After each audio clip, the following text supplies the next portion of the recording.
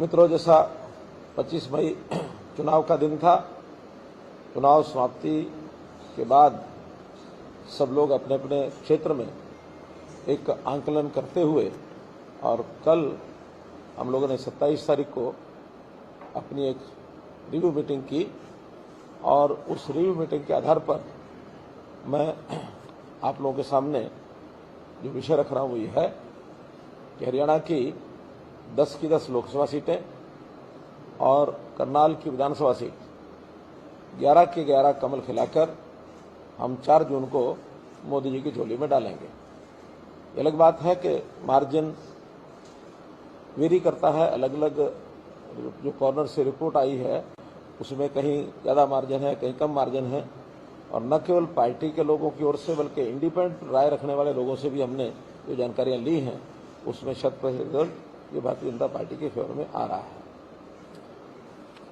चूँकि बहुत ऐसे विषय हैं जो चुनाव के दिनों में एक आरोप प्रत्यारोप के रूप में भी लगे हैं।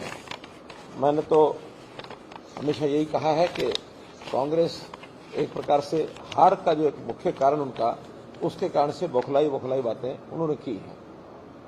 देश भर की बातों में भी उनके नेताओं ने उसी प्रकार से कहा और हरियाणा के बारे में भी इसी प्रकार की जो हरियाणा के नेता उन्होंने कहा है। देश भर में तो अभी तक 6 चरण हो चुके हैं, 7वां एक चरण बाकी बचा है 1 जून को, और इन 6 चरण में भी मुझे ऐसा लगता है कि हम 360 और 370 के आसपास पहुंचे हैं, यानी एनडीए मिलाकर। और 7वें चरण में मेरा ऐसा मानना है कि निश्चित रूप से 400 को पार करेंगे। उसके बहुत बड़े सॉलिड रीजन है, कारण है। बड़ा कारण तो ये है कि मुख्य रूप से 2 ग्रुपों में ये प्रतियोगिता चल रही है। इसको चुनाव कहें, लड़ाई कहें, युद्ध कहें, प्रतियोगिता कहें, कुछ भी कहें, जिसमें एनडीए की तरफ का हमारा एक निश्चित सारा सिस्टम देश भर की जनता को पता है कि कौन प्रधानमंत्री बनेगा, कौन हमारी टीम है, कितने हमारे दल हैं, कौन उसमें डोमिनेट कर रहा है। जहाँ दूसरे दल का जो प्रश्न है यूपीए का, तो यूपीए में यानी कोई अपना एक सर्वमान्य नेता वो चुन नहीं सके हैं, और उसका सीधा कारण ये है कि मत भिन्नता इतनी ज़्यादा है कि वो दल कहीं कहीं मिलके भी लड़ रहे हैं, कहीं कहीं आपस में एक दूसरे के खिलाफ भी लड़ रहे हैं। अगर वो हरियाणा और पंजाब में कांग्रेस और आम आदमी पार्टी मिलकर लड़ रहे हैं तो दिल्ली में आमने सामने लड़ रहे हैं। इस प्रकार से और अन्य प्रांतों में अन्य पार्टियों के भी ऐसे विषय हैं। कोई किसी प्रकार का सामंजस्य उनका दिखाई देता नहीं है। नेता के नाते हर किसी के मन में लार टपक रही है कि जैसे कल ही यूपीए जीत करके और प्रधानमंत्री बनने वाले हैं। इस प्रकार का विषय ये हम सबको ध्यान में है। और जहाँ तक इश्यूज का विषय है, हम लोगों ने, क्योंकि लोकसभा का चुनाव है तो नेशनल इश्यूज पर ये चुनाव हमारा दायित्व भी है और लड़ना भी इसीलिए चाहिए दुनिया को नेशनल इश्यूज का पता लगे। अन्यथा लोकसभा का चुनाव हो और उसको गली मोहल्ले पर लाके खड़ा किया जाए तो ये अपने आप में लोकतंत्र के साथ धोखा है।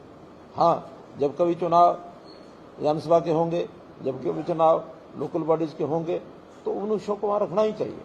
लेकिन आज देश में, पूरे देश का स्थान दुनिया में क्या बना है, हमारे देश के लोगों में कितना अपने आप में विश्वास जागा है, चाहे वो राम जन्मभूमि का विषय हो और चाहे धारा 370 का हो, चाहे 3 तलाक की बात हो, चाहे गरीबों के लिए स्कीमें बनाने की बात हो, उसमें आयुष्मान की बात है, उसमें हर घर में जो सुविधाएं दी गई गरीब परिवारों में, उनको प्रधानमंत्री आवास योजना के अंतर्गत मकान बना के दिया, घर घर में पानी पहुंचाया, हर घर में बिजली पहुंचाई, हर घर में गैस सिलेंडर पहुंचाया, और गरीब लोगों के लिए आयुष्मान भारत का कार्ड जिसकी गारंटी सबकी दी है।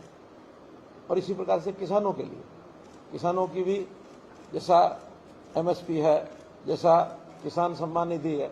अब किसान सम्मान निधि विषय ऐसा है जो कहीं मांग नहीं आई थी, लेकिन एक संवेदनशीलता के आधार पर प्रधानमंत्री जी ने स्वयं आगे बढ़ करके कि किसान, खास करके छोटा किसान, उसको ये राहत 6,000 रुपये के साल की अगर मिलती है तो अपना बीज खरीद सकता है, खेत में कोई खर्चा होता है उसको अपना पूरा कर सकता है, छोटे छोटे खर्चे उसके पूरे करके, और बाद में फसल का पूरा जो पैसा है वो अपने घर ले जा सकता है। तो ऐसी बहुत चीज़ें हैं। हमने उसमें स्टेट की ओर से भी बहुत चीज़ों को यानी एड ऑन किया है। जैसा ये हमारा आयुष्मान भारत है, इसके अंदर हरियाणा ने भी 1,20,000 के बजाय 1,80,000 लिमिट करके और चिरायु हरियाणा ये योजना आगे बढ़ाई कि हम इनको भी प्रदेश की ओर से इसका जो सारा खर्च है वो वहन करेंगे। यहीं तक नहीं रुके, 1,80,000 से 3 लाख तक इसमें एक नॉमिनल 1,500 रुपये साल का लेकर के और वो 5 लाख का बीमा उनका भी किया। और अब तो उसके बाद जो हमने घोषणा कर रखी है चुनाव शुरू होने से पहले, नोटिफाई अभी होनी है वो, लेकिन उसमें एक प्रकार से इसको यूनिवर्सल कर दिया कि सब लोग 5,000 रुपये का एक प्रीमियम दे करके और अपने आप को उसमें जोड़ सकते हैं, कोई आयु का हिसाब नहीं है। तो ऐसी योजनाएं बहुत बनाई हैं। जहाँ तक आयुष्मान भारत 70 साल से ऊपर के लोगों का है, उसमें इंडिविजुअल के लिए 5 लाख रुपए का बीमा 70 साल से ऊपर के लोगों का, वो भी हमने अपने संकल्प पत्र में ये जारी कर चुके हैं। तो ऐसी लोकहित की योजनाएं, ऐसे नेशनल इंटरेस्ट के इश्यूज आज निर्णय प्रक्रिया में मोदी जी, अमित शाह जी, इनका देश और दुनिया में धाक जमी है कि कितने कॉम्प्लिकेटेड इश्यूज होते हैं, उसको कैसे सरल तरीके से और उसका निर्णय ले लेते हैं।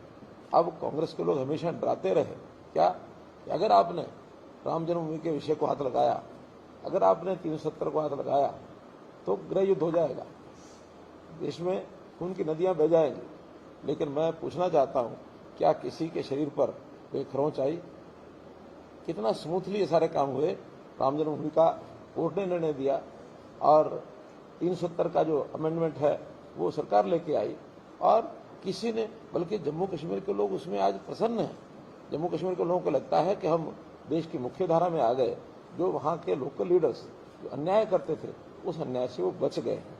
सरकारी खर्चा जितना दिखा दिया जाता था, कोई ऑडिट नहीं होता था, वो ऑडिट वहाँ होने लग गया। एससीज को जो रिजर्वेशन वहाँ होता नहीं था, वो एससीज को रिजर्वेशन मिलने लग गया। नौजवानों को रोजगार के साधन, इंडस्ट्री को वहाँ जाने का मौका, ये सब मिले हैं। कुल मिलाकर जम्मू कश्मीर की जनता भी इस विषय को सराहती है। जो कांग्रेस के लोग यानी मुसलमानों को अपना एक वोट बैंक मान के चलते हैं, आखिर उनके प्रति अगर उनकी बहुत ज्यादा लगाव और सहानुभूति होती तो मुस्लिम महिलाओं के साथ ये अन्याय लगातार न चलता, जो अन्याय 3 तलाक के रूप में मुस्लिम महिलाओं को झेलना पड़ता था। मोदी जी ने उसको समाप्त किया। मेरा कहना कहीं है कि मुद्दे राष्ट्रीय थे और इन लोगों ने जानबूझ करके और छोटे छोटे मुद्दों पर लेकर के आए कि जनता को हम कैसे बहका सके, कैसे उनको झूठ बोल करके उनको आकर्षित कर सके। इससे बड़ा झूठ नहीं हो सकता कि हम सरकार में आएंगे तो हम 1 लाख रुपया हर गरीब महिला, नौजवान, बेरोजगार उसके खाते में डालेंगे, जिसका उन्होंने कहा कि अगस्त के महीने में आपको इतना पैसा मिलेगा। मैं ऐसा उनसे पूछता हूँ, मेरा प्रश्न है कि कभी हिसाब किताब तो पढ़ा होगा उन्होंने थोड़ा बहुत। अगर हिसाब किताब लगा लें तो ऐसी जनता 130 करोड़ में से अगर मानो 40% भी हो तो 52 करोड़ बनती है। अगर यानी 40%, अगर 30% भी कर लें तो ये 40 करोड़ बनती है। 40 करोड़ लोगों को अगर 1-1 लाख रुपया दे दिया तो कितना चला जाएगा? 40 लाख करोड़। और देश का बजट आज कितना है? इस साल में बजट तो भी पेश हुआ है। टोटल बजट 48 लाख करोड़ है। अगर 48 लाख करोड़ में 40 लाख या 52 लाख करोड़ केवल एक स्कीम में देने के लिए तैयार हो गए हैं तो भाई ये तो कोई भी सरल आदमी पूछेगा पैसा लाओगे कहां से? अगर एक ही स्कीम के ऊपर देश में चलना और बाकी सारा देश बंद करना है तो देश बंद नहीं होने वाला, इनकी दुकान जरूर बंद है। तो ऐसे ऐसे झूठ, ऐसे ऐसे किस्से इन लोगों ने लोगों को सुनाए हैं। अब आम आदमी भ्रमित होने में थोड़ा उसको लगता है कि शायद 1 लाख मिल रहा है। इन्होंने पिछली बार भी कहा था कि हम युवकों को 72,000 रुपया मिनिमम आय की गारंटी देते हैं, यानी अगर नहीं भी वो कुछ करता होगा तो 72,000 रुपया उसके खाते में जाएगा। उस 72,000 को उन्होंने 1 लाख किया। जबकि प्रधानमंत्री जी कहते हैं कि नहीं, हम युवाओं को तो स्किलिंग कराएंगे, उनको स्किलिंग करा के उनको लोन देंगे, इंटरेस्ट माफ करेंगे, लेकिन काम खुद करना पड़ेगा। और उस काम करने के लिए उन्होंने लोन के रूप में मुद्रा स्कीम चलाई, 10 लाख, अभी नए अगले 5 वर्ष के लिए 20 लाख कर दिया। छोटे छोटे रेडी फेडी वाले उनको 10,000 रुपया, 20,000 रुपया, 50,000 रुपया, अब 1 लाख कर दिया कि उनको जितनी आवश्यकता है बिना इंटरेस्ट के वो भी देंगे। स्वनिधि स्कीम के अंतर्गत महिलाओं के लिए उन्होंने कहा कि हम महिलाओं को लखपति दीदी, यानी जो सेल्फ हेल्प ग्रुप्स हैं उनका उत्पाद वो जो बनाते हैं, छोटी छोटी चीज़ें बनाते हैं, कोई खिलौने बनाता है, कोई घर के सामान, कपड़े का सामान है, कोई बुनाई है, कोई कढ़ाई है, या कोई खाने की चीज़ें, कोई बिस्कुट बनाते हैं, कोई मुरब्बा बनाते हैं, कोई अचार बनाते हैं, इन सब की बिक्री की व्यवस्था हम करेंगे, क्योंकि इसमें सबसे कठिनाई काम है वो मार्केटिंग की है। तो इसके लिए हमने हरियाणा में तो घोषणा कर दी है, साझा बाजार बनाएंगे, और साझा बाजार में महीने भर का उत्पाद वो 1 दिन के लिए 2 दिन के लिए बुक करेंगे तो शहर में सारा उनका बिक सकता है। तो ऐसे सभी सेल्फ हेल्प ग्रुप के लोगों को बिक्री के नाते अगर उनकी बिक्री होती है 1 लाख से 2 लाख रुपये साल का, ये कमाएंगे। उनको लखपति बनाना है, लेकिन कमा के बनाना, मुफ्त में दे करके लखपति बनाना, उससे स्वाभिमानी व्यक्ति तो कभी आगे आता ही नहीं है। ऐसे ही ड्रोन दीदी, ये जो कंसेप्ट है कि ड्रोन की सिखलाई, स्किलिंग, ये महिलाओं की कराएंगे, कि उस ड्रोन के कारण से आज बढ़ती हुई टेक्नोलॉजी के कारण से ड्रोन का उपयोग अब हर जगह हो गया। फंक्शंस में, शादियों में, कहीं जुलूस निकलते हैं, कहीं जलसे होते हैं, ट्रैफिक के लोग, पुलिस उसका उपयोग करती है। अब तो इस प्रकार की हर चीज़ की फोटोग्राफी के लिए ड्रोन एक अच्छा मेथड आ गया कि जिसका सरकार भी जगह जगह उपयोग करती है। तो केवल इतना ही है कि ड्रोन को सिलाई करना और खेतों में मानो दवाई छिड़कनी है, खाद छिड़कना, नैनो यूरिया, वो ड्रोन से छिड़का जाएगा। पहले तो किसान जो है अपने कंधे पर या पीठ पर टैंकी बांध करके उसको चलाता रहता, छिड़कता है। अब उनको आवश्यकता नहीं है, ड्रोन उसका एक साइज के हिसाब से कैपेसिटी उसमें डालो, लिक्विड डालो, उसको उड़ाओ और सारे एकड़ में 10 मिनट में छिड़क के आ जाएगा। अब तो ड्रोन आगे आगे टेक्नोलॉजी ऐसी बढ़ गई है कि अगर 20 मंजिला मकान पर किसी व्यक्ति को सामान मंगवाना है, बजाय वो आदमी को नीचे भेज करके और दुकानदार को किराने की दुकान या सब्जी की दुकान भेजेगा, केवल वो मैसेज देगा और दुकानदार अपने ड्रोन से उस सब्जी को डालेगा और 20वीं मंजिल पर देकर वापस आ जाएगा। तो ये नई टेक्नोलॉजी का आधार बनेगा, नए नए अवसर ऐसे रोजगार के बनेंगे। लोगों को रोजगार कैसे मिले, ये योजनाएं भरपूर, चाहे वो स्टैंड अप है, स्टार्टअप है, ये सारी योजनाएं बनाई हैं। उसमें से अप्रेंटिसशिप, हमारा हरियाणा में देश भर के अंदर अप्रेंटिसशिप का जो प्रयोग चल रहा है, उसमें एक बड़ी संख्या में, क्योंकि हर इंडस्ट्री, हर गवर्नमेंट का ऑफिस 5% लोगों को अप्रेंटिसशिप रख सकता है बिना किसी एग्जाम के। केवल एग्जाम दे के आओ अपना, और अप्रेंटिसशिप में 6 महीने का उनका अप्रेंटिसशिप रखो और जाओ। तो इस प्रकार की सारी चीज। अब इसी प्रकार से झूठ उनका जो शुरू हुआ है वो है अग्निवीर का, कि हम आएंगे अग्निवीर बंद करेंगे। अरे भाई, अग्निवीर में बड़ी संख्या में नौजवानों को एक डिसिप्लिन, एक उनमें देशभक्ति की भावना, एक ईमानदारी का भाव, ये आएगा। उसके बाद नागरिक बनते हैं तो वो नागरिकता इस देश के यानी सिस्टम को ही बदल देगी। उदाहरण के लिए इजराइल, अब तो सबको पता लग गया, पहले नहीं पता होता था। अब चूंकि इसके बदले में उदाहरण देना पड़ता है हमको। इजराइल के हर युवा को 3 साल के लिए आर्मी में जाना पड़ता है, हर युवा। हर वहाँ की जो बेटी है, लड़की है, उसको 2 साल के लिए आर्मी में जाना पड़ता है। उसके बाद आकर के अपना जो उनकी सिविल लाइफ है उसमें वो काम करते हैं। जिन्हें आर्मी में रहना चाहते हैं उनको रखते हैं, बाकी को सिविल लाइफ। तो यहाँ भी 25% आर्मी में ही रहेंगे, 75% को आकर के सिविल लाइफ में, और फिर उसमें ट्रेनिंग, पढ़ाई उनकी ग्रेजुएशन हो जाएगी। जो काम ट्रेड उनको वहाँ आर्मी में दिया जाएगा उसकी ट्रेनिंग होगी। उस ट्रेनिंग के आधार पर यहाँ सिविल में आकर के अपना काम करेंगे। आर्मी में तो जितने जाने उतने जाने ही हैं। अगर मानो आर्मी में साल के 10,000 लोग जाने हैं, अब 10,000 आर्मी में रखने के लिए 40,000 भर्ती करेंगे। 10,000 आर्मी तो एज इट इज जैसे जाएंगे वैसे रहेंगे, 30,000 वापस आके सिविल लाइफ में काम करेंगे। अब वो क्या करेंगे, इसके बारे में अलग अलग जो फोर्सेज हैं वो अपनी अपनी स्कीम बनाई है उन्होंने। आपको जानकारी है कि नहीं है, शायद याद आ ही जाएगा। मैंने 15 जून 2022 की घोषणा की थी, हरियाणा का अग्निवीर का जो बालक है, जो नौजवान 4 साल के बाद आएगा, उसको गारंटेड जॉब दिया जाएगा। ये गारंटेड जॉब की बात मैंने कही उस समय, मैंने आंकड़े भी लिए। अभी तक हरियाणा के 2000 नौजवान ही आर्मी में जा रहे हैं हर साल, 10,000 सारे देश में से जा रहे हैं। एक प्रारंभ में एक प्रयोग है। 2000 में से मानो 500 तो वहां रह ही जाएंगे, 1500 आएंगे ना। अब 1500 लोगों को हमने ग्रुप डी, बी, पहले डी, फिर सी, फिर बी, फिर ए, उसके अलग अलग पैरामीटर बना दिए। डी का तो गारंटेड जॉब है ही है, लेकिन उसके आगे भी जो बाकी युवा हैं उनके साथ उनको प्राथमिकता देकर के उनको आगे बढ़ाया जाएगा। मतलब कुल मिला करके ऐसा नहीं कि वो आके सड़क पर आ जाएगा। और मुझे ऐसा लगता है कि उनको एक अच्छी ट्रेनिंग होने के बाद और साथ में उनको वहां से 4 साल के बाद आने के बाद पैसा भी मिलेगा, उस पैसों को ला करके स्वयं रोजगार करने का भी उनके लिए रास्ते खुलेंगे। ट्रेनिंग भी लेके आएंगे, पैसा भी लेके आएंगे, तो स्वयं रोजगार भी आखिर युवा ऐसे ही करते हैं। तो बड़ी संख्या कोई 1500 हरियाणा के लिए ऐसा नहीं है। तो 1500 लोग आज भी हम ग्रुप डी में कुछ भी नहीं होगा तो हर साल 7-8 हजार लोग लेते हैं। तो 1500 अगर वो आते हैं तो बाकी तो खुला है ये रास्ता। उसमें से सी में भी जाएंगे, बी में भी जाएंगे, ए में भी जाएंगे। कोई भी व्यक्ति जो आना चाहेगा सरकारी नौकरी में उसके लिए गारंटेड जॉब है। हाँ, आने की इच्छा नहीं करेगा तो उसकी मर्जी है। इस प्रकार से जो इनके जो झूठ बोलने वाले विषय हैं इसको जरूर हमने निकाला भी है, उठाया भी है। चुनाव के संबंध में जो बात मुझे बतानी है वो ये, चुनाव सामान्य तौर पर ये कहा जा सकता है कि शांतिपूर्ण तरीके से हुआ, इक्का दुक्का घटनाओं को छोड़ करके। लेकिन कुछ स्थानों पर खास करके मैं नाम लेके कहूंगा, कांग्रेस के लोगों ने बोगस वोटिंग भी कराई है और उस बोगस वोटिंग को हमने सख्ती से रोकने की कोशिश की है। फिर भी चूंकि हर बूथ पर पर्याप्त पुलिस होने के बावजूद भी कहीं ना कहीं जो उनको मौका मिलता है तो हमें कुछ बोगस वोटिंग करने का जो समाचार मिले हैं। अभी ठीक है कि उसको आज चैलेंज करने का समय भी निकल गया, चैलेंज करते भी नहीं है, लेकिन पहले जितनी होती थी उससे कम हुई है, फिर भी हुई है। इसका भी एक संज्ञान हम आगे भी लेंगे कि इस प्रकार से ना हो।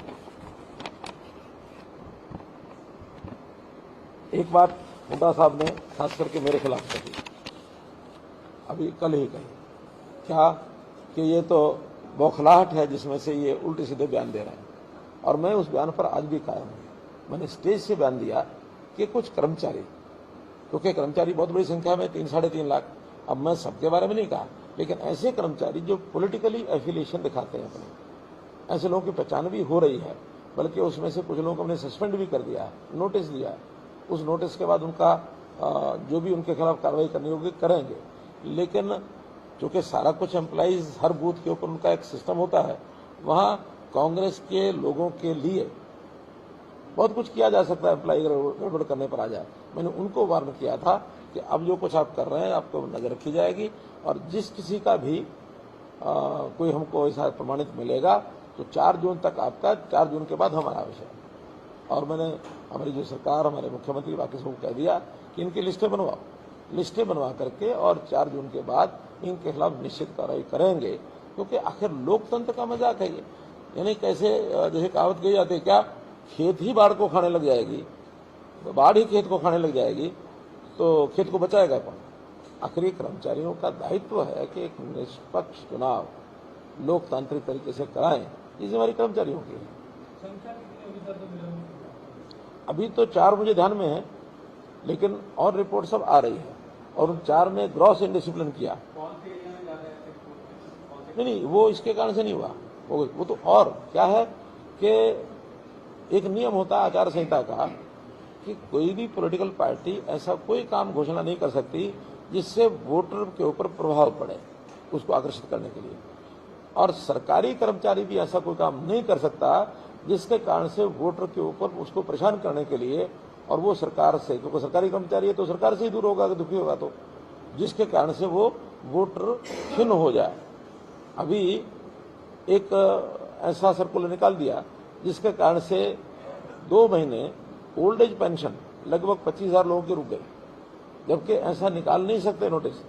जो चीज आचार संहिता 16 मार्च को थी, 16 मार्च के बाद 4 जून तक कोई नया सर्कुलर, हाँ लॉ एंड ऑर्डर की स्थिति को मेंटेन करना है या इस प्रकार का कोई आपात स्थिति आ जाए उसके लिए सरकार कर सकती है, लेकिन नॉर्मल रूटीन का कोई नियम, इम्प्लीमेंटेशन भी जो पहले हो रही है, नई इम्प्लीमेंटेशन आचार संहिता से लेकर के और आचार संहिता समाप्ति तक कुछ नहीं किया जा सकता।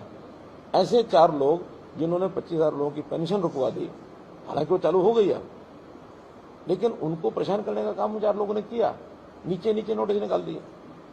अब मुझे एक जगह पर, शायद सोनीपत में था या किसी एक शहर में, वहां कुछ दुकानें यूएलबी के लोगों ने सील कर दी। कोई पुराना विषय चला आ रहा है, हो सकता है दुकानदार की गलती हो, लेकिन आज कुछ नहीं कर सकते। आप आचार संहिता से पहले करो या उस समाप्ति के बाद करो। ये जो 1.5 महीने का कार्यकाल होता है, इसमें कोई नया इम्प्लीमेंटेशन सरकार का कोई अधिकारी कर्मचारी नहीं कर सकता। ये आचार संहिता का उल्लंघन, उनके ऊपर भी तलवार लटकेगी। वो हमने लिखा है आचार चुनाव आयोग को कि इनके खिलाफ कार्रवाई करिए। वो तो आप जान ही सकते हैं।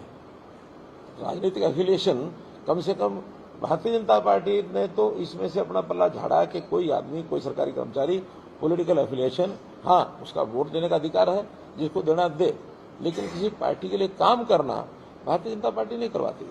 और हमने तो ये सिफारिशें दुनिया भर की बंद इसीलिए की हैं, वरना जो सिफारिशी राज्य में नौकरी कर लगता है वो उन्हीं के बस्ते उठाता, उन्हीं के लिए भीड़ इकट्ठी करता और चुनाव में उन्हीं की सहायता करता है।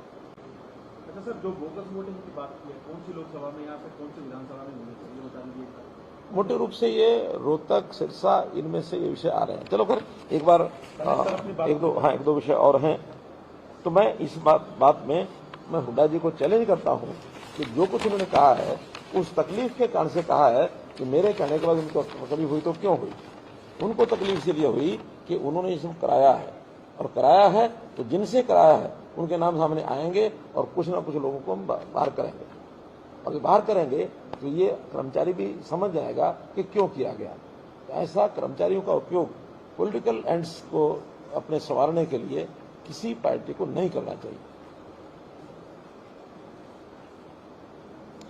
एक बात जो मुझे ध्यान में आई है कि जातिगत राजनीति इस प्रदेश में बहुत और प्रदेशों में भी बहुत पहले थी, लेकिन पिछले 10 सालों में धीरे धीरे अब ये कम हो रही है। इस बार हमको काफी कम देखने को मिली है कि जातिगत जो एकदम वर्टिकल डिवीजन था वो इस बार उतना ज्यादा, खास करके यंग कैडर में वो नहीं हुआ है। यंग कैडर ने इस बार जो अपने मन से जिसको वोट देना था दिया है, वरना तो बुजुर्ग और यंग सब एकमुश्त होकर के एक साइड में जिधर जाना होता जाते रहे। अब उसमें मैंने तो खुले मंचों से कहा कि 3S का 3C का हम सवाल करेंगे, corruption, crime and caste based politics.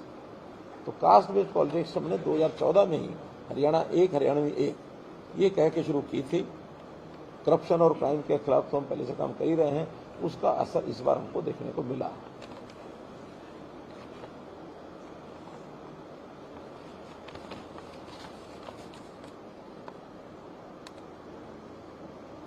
मित्रों, मोटे रूप से तो ये सब विषय थे।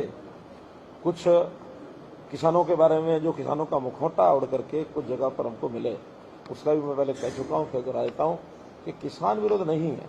ये किसानों का कुछ लोग मुखौटा उड़ करके, जिनका एक वैचारिक दृष्टि से ही वो एस्टेब्लिशमेंट के खिलाफ एक मूवमेंट खड़ा करने की फिराक में रहते हैं, और खास करके वामपंथी विचार के लोग। हरियाणा में बहुत कम है, फिर भी कहीं कहीं ऐसा दिखा है। चाहे वो करनाल में 1-2 गाँव में देखा, मुझे सिरसा में कुछ गाँव में देखा है, लेकिन बाकी जगह नहीं है। रोहतक में देखा हमको, ना सोनीपत में देखा, ना कहीं, हाँ अम्बाला में 1-2 जगह देखा है। तो खास करके जो पंजाब के साथ लगती बेल्ट है, इस बेल्ट में कुछ सिखों का लबादा पहन करके, कुछ किसानों का मुखौटा डाल करके, मैंने खुले रूप से बताया, कोई किसान हमारे सारे सिस्टम से नाराज नहीं है।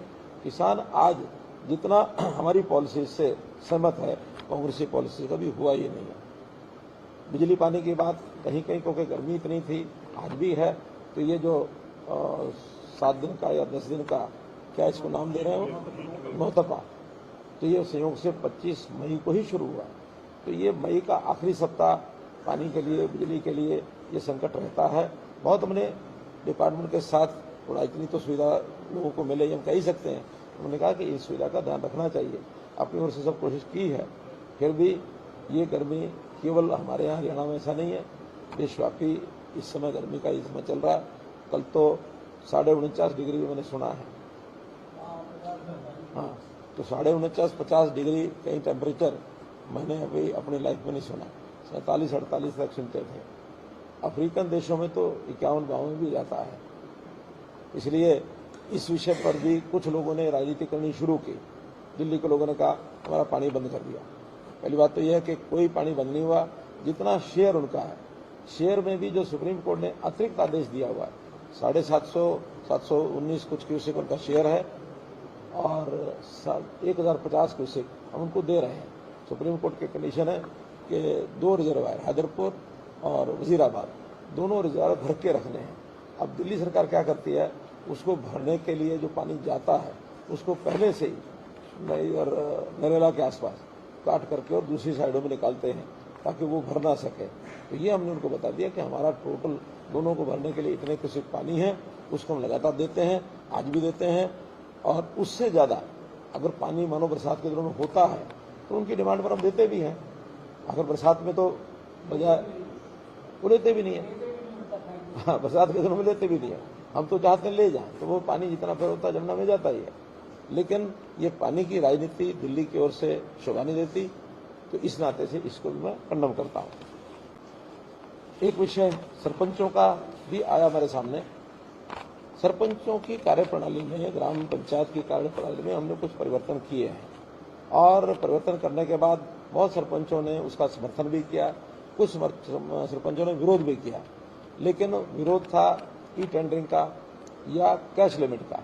हमने कहा कि ये दो चीजें छोड़ करके और कोई भी कठिनाइयां हैं उन सबको हल करने के लिए तैयार हैं। पहले तो बाकी चीजों पर आते ही नहीं थे, लेकिन इस चुनाव के समय में जगह जगह मीटिंग हुई है।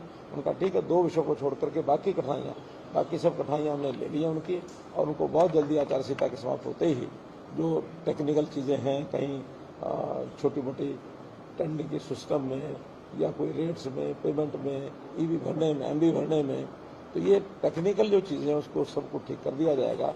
ये हमने उनको आश्वासन दे दिया है।